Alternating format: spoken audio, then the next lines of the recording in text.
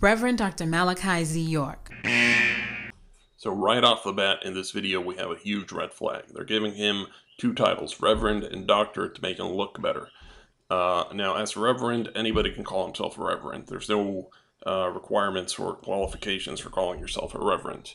As a Doctor, Malachi York does not have any doctorates from any universities or anything like that, so they're lying when they call him a doctor.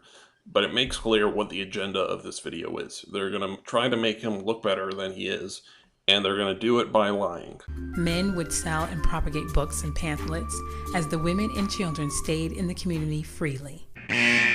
This is one of many screw-ups in this video, because here they just admitted that York was segregating the men away from the women. The men would go out and sell books for him, essentially working for him for free.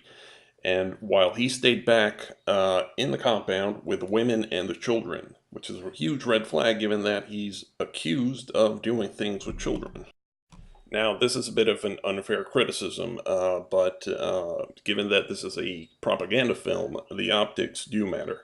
And what we've got here is a woman in a headscarf and a woman with a shaved head who, if you pay attention, off camera down and to the left, she's holding a baby. Now, she is a fairly young woman, so unfortunately, this does not look good. This does make them look more like a cult than anything else. You know, when we went to public schools, we all traveled together in groups.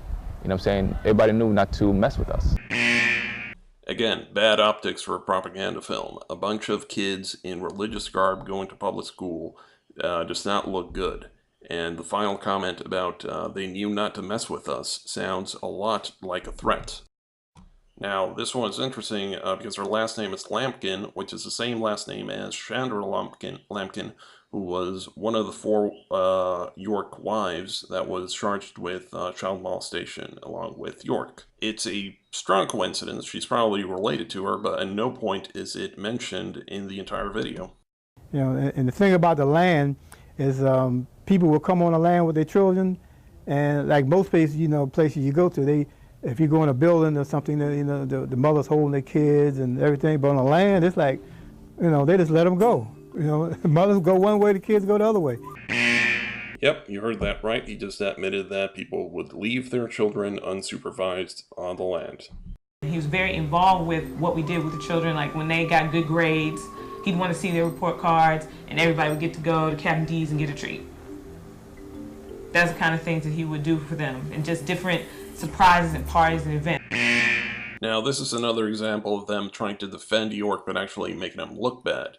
They're trying to say, oh, look how nice he was to the kids. He couldn't have molested them.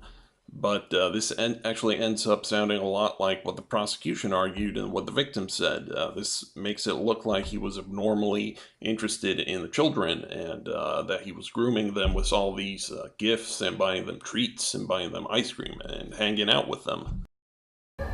If we had holes in our shoes, or we needed socks, or, whatever the case may be, he'll help out. What size shoe you wear? Like, he did that to me one time. What size shoe you wear? I'm like, 9. No, I'm sorry, I wore 8 at the time. He said, okay, I got something for you tomorrow. Next you know, you have a brand new pair of sneakers or shoes. Now, think about what this statement implies. He's just said that the children had holes in their socks and their parents could not afford shoes for their children. So what this ends up confirming is that the people living on York's compound were living in extreme poverty. And the reason for that was given earlier in the video.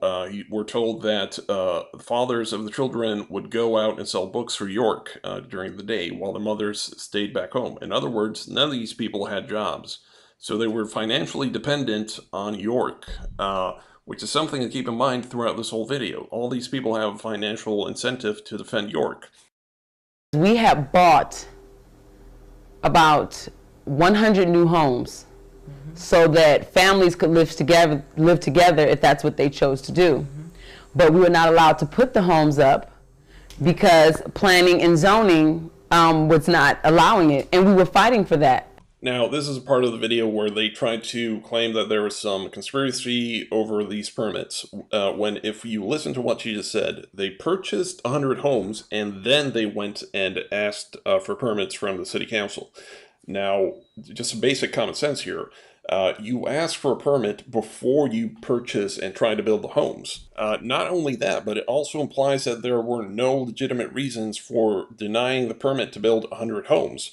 When, if you think about it, 100 homes, assuming, let's say, 3 kilowatts per home, we're talking about 300 kilowatts that's going to be installed to the electric grid in the area. That's going to require a new distribution transformer. If we're talking about water and sewage, we're adding water and sewage for 100 homes. That's going to increase the strain on the city's water and sewage utilities. 100 homes also implies what, let's say 3 or 4 people per home. We're talking about 400 people moving into a city who, as we know before, did not have jobs. We're also talking about, let's say, 1 or 2 children per family. We're talking about 200 to 100 children suddenly joining the public school system in the area. That's, let's say, 20 children per classroom. The city is now going to have to hire 5 or 10 teachers just to accommodate all these new people that are coming from nowhere. So it really should not be a surprise that they were denied these permits. And we had chose to live up there because we consolidate our funds because we were trying to build an Egyptian theme park. Now, this comment is interesting for 2 reasons. Number one, the consolidation of funds. In other words, the money went into a collective pool, which York controlled. You as an individual did not have control over your own finances. The second thing is that they call Tamaray a theme park, which is inconsistent with comments by York and comments by Nuwabians in other places. They considered it a holy land. What they were trying to build was had religious and spiritual implications. It was not a theme park, but they need to downplay the cult aspect and lie and claim that it was a theme park. The building had gotten cited for zoning violations. The problem with that is the building had already been up and running for over a year when they originally came back and said, well, we didn't have a certificate of occupancy, which is true by law, by code. You're supposed to have a certificate of occupancy. To go back and file the necessary paperwork for the certificate of occupancy, which we did. Now, I don't know why they left this clip in the video because they're trying to claim that the building permit violations were bogus, but then here he admits that they did not have the needed permit for occupancy. His only excuse is that, oh, well, we had been using that building for years, so why did they come and ticket us a year later? And then he admits that, yeah, they went back and filed for the permit because it was needed. So unfortunately, this clip actually ends up confirming Putnam County's arguments that they were building stuff without permits.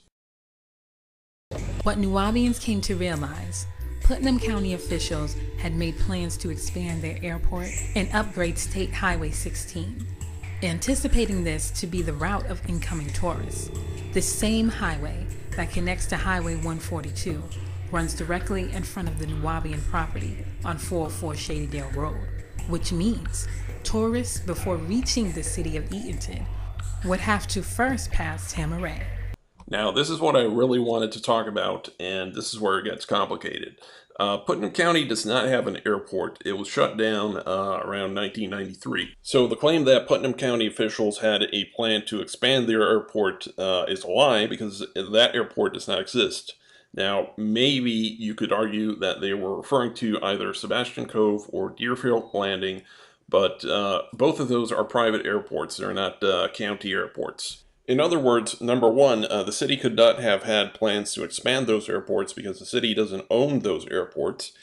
Secondly, the tourism conspiracy theory makes absolutely no sense because these are private airports and you, if as a tourist, cannot book a flight and land there. But finally, and most importantly, the claim that tourists would have to pass by the compound when going from the airport to Eatonton City is simply a lie. As we can tell from the map, the Nuwabian compound does not lie on the path you would take from the airport to Eatonton. And it's the same whether you go from the closed airport to Edenton. The Nuwabian compound isn't on that route. If you go from Deerfield Landing to Edenton, the Nuwabian compound is not on that route because you've taken 441. If you go south from Sebastian Cove to Edenton, you would not cross by the Nuwabian compound. And the closest airport that you can book a flight to is in Athens. And even if you were driving from Athens to Edenton, you would not pass by the Nuwabian compound. It simply is not on the route.